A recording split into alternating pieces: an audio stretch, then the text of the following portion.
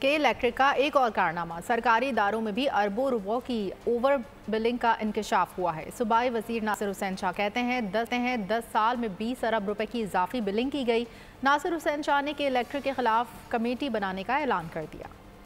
आवाम की जेबों पर डाका, के इलेक्ट्रिक ने सरकारी इदारों को भी ना बख्शा। के इलेक्ट्रिक ने सरकारी इदारों पर 10 साल में 20 अरब रुपए की इजाफी बिलिंग की। रवा साल भी ऑडिट में 2 अरब से जायद की ओवर बिलिंग साबित हुई। वजीर तवानाई सिंध नासिर हुसैन शाह का इंकशाफ। सहाफियों से गुफ्तगू में सूबाई वजीर ने बताया कि ओवर बिलिंग से बचाव की खातिर स्मार्ट मीटर के लिए अरबों रुपए दिए गए, लेकिन के इलेक्ट्रिक ने ताहाल सरकारी इदारों में स्मार्ट मीटर नस्ब नहीं किए। बोले सरकारी इदारों पर इतनी ओवर बिलिंग हुई तो शहरियों की हालत क्या होगी। वजीर तवानाई नासिर हुसैन शाह का कहना था, शहरियों को ओवर बिलिंग से बचाने के लिए मुश्तरका कमेटी बनाएंगे। कराची वालों को के इलेक्ट्रिक के जुल्म का शिकार नहीं होने देंगे। सब्सक्राइब करें और बेल दबाएं ताकि कोई खबर रह न जाए।